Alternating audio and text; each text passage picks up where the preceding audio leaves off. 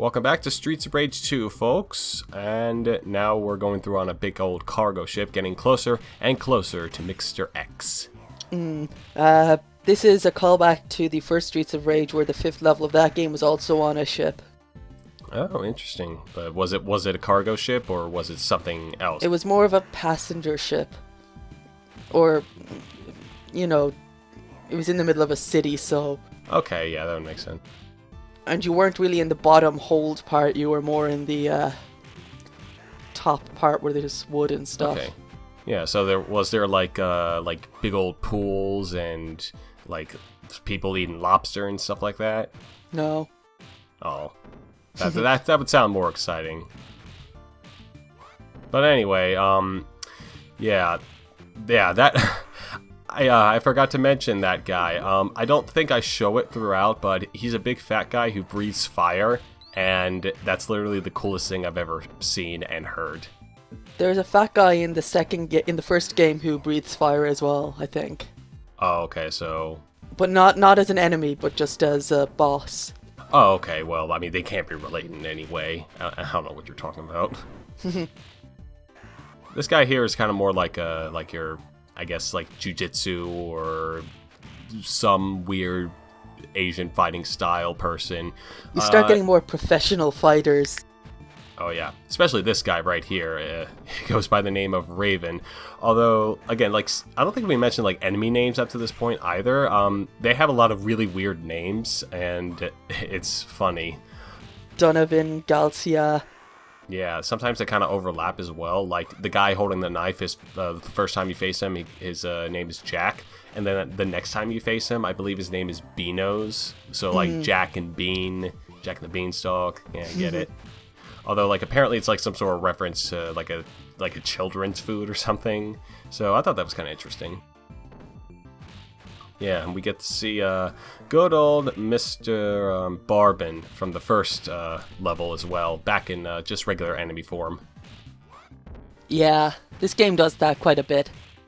Yeah, and one of my favorite aspects of the game itself is like the pacing is really good. Like, it's just great. It does kind of... The thing is, though, like, the biggest flaw for me is that it kind of pales in comparison the second half to the first half, and it kind of does start to show here, because you really do, as we mentioned before, see like a lot of repeating enemies and just repeating like bosses and stuff.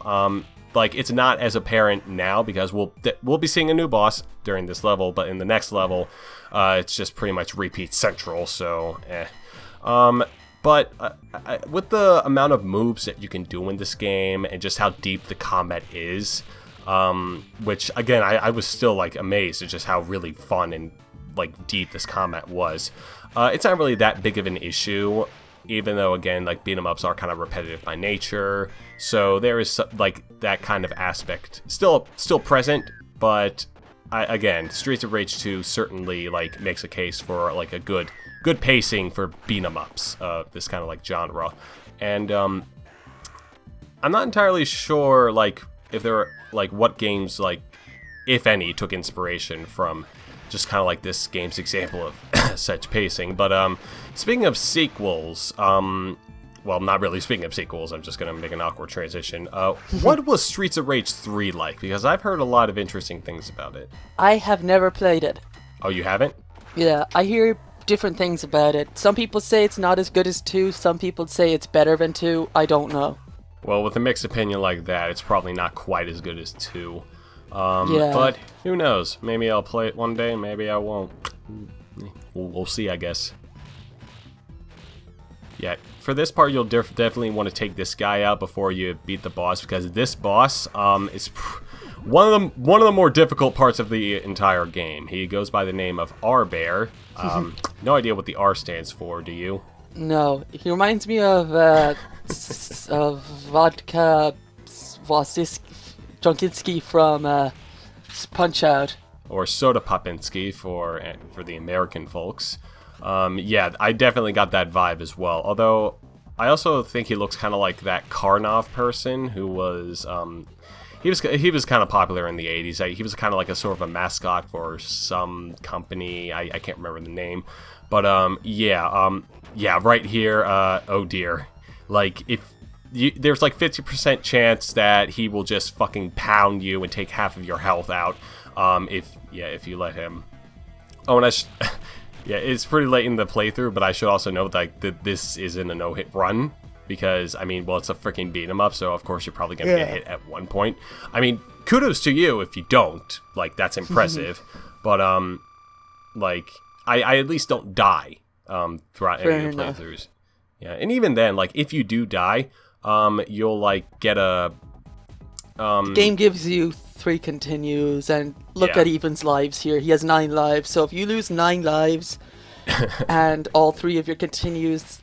chances are it's just you not being able to play the game as well as you probably should be. I mean, I think they should get rid of the lives altogether, but at the same time, this game's not going to game over you that much. Yeah, like, and when you do lose a life, the any enemies that happen to be on screen get, like, knocked down instantly, so you have, like, that advantage. They do, yeah. Yeah, when you respawn and stuff. Yeah, and this is the part of the game where things start getting... up to that, like, kind of more repetitive factor I was talking about earlier. But again, like, it's never quite as tiresome as other beat-em-ups tend to get in, like, later stages, especially with the first Streets of Rage from what I've seen or heard. Yeah, the first Streets of Rage gets pretty meh later on. Yeah, I mean, I guess that's fair since that was kind of like their first attempt. And it was, I'm not sure how long the development cycle was for that, but it certainly seemed a bit short, since they were trying to, like, compete with Final Fight. Pretty much. Yeah, that really wasn't too difficult, since, again, the Final Fight port for the Super Nintendo. I mean, I guess it was kind of praised at the time, but, like, compared to the original Final Fight, it was, like, bad, not good at all. Yeah, the thing with Streets of Rage 1 was its goal in North America, or in general pretty much, was to bring the arcade experience home, because that's what they wanted to emulate. That was going to be the Mega Drive selling point compared to the NES, which... Keep in mind, when Streets of Rage 1 came out, it was just at the beginning of the Super Nintendo's lifespan, so they weren't exactly competing at that point. Yeah, and, like, competing with the arcade sounds like a very interesting thing to do, especially during the early 90s. But, like, I would have to say, like, Streets of Rage 2, like, the sprites aren't too big, and, like, the sound quality and graphical fidelity isn't quite up to snuff, but it's certainly a good game to... Yeah, it's certainly up there. Like, if you're going to be competing with arcades, this is certainly a good way to do so. Pretty much. Yeah, because, like, I wouldn't fault you for, like, mistaking this as, like, an arcade game if you hadn't never seen this game before in your entire life. Well, the Mega Drive's hardware in general was built from an arcade board, so... Okay, yeah, that would make sense. We're talking about a late 80s arcade board, though, so, you know, this looks like something you probably could have seen in the 80s, maybe early 90s, maybe even 2 years ago in the arcade, as of this point. This game came out in 1992, so around 1990, 89. Yeah, I mean... I like a couple of years ago, like probably even further than, I'd always imagine like arcade games like never getting up to that like really good graphical fidelity until like 1990. Like as soon as the 90s started, like games just started, in the arcades at least, just started looking like really good and stuff. But like now I know that like as early as like even 1986 or 1985, they were up there with the Mega Drive. Well, yeah, like. I mean, there was that, but I mean, just like kind of arcades and stuff. I can't like name any specific games, but it was like Ghosts and Goblins. Yeah, like Ghosts and Goblins. Yeah, that's a good example. That game came out like 85, and it looked like a game that would like a console could probably outdo like 5 years later, but still, it was impressive. Yeah, and oh dear, I don't like this fight at all. It's just two annoying bastards, and it just double the annoying. No, thank you, please. And we really need to talk about like the Wolverine ripoff as well. Yeah. The name is Zamza. Zamza. I like that name. Yeah, it's cool. Yeah, but like it's a super fast character, and like 75% of the time when you try to grab it, it will just like suplex you. All right, we'll see you guys next time for the final part of Streets of Rage 2.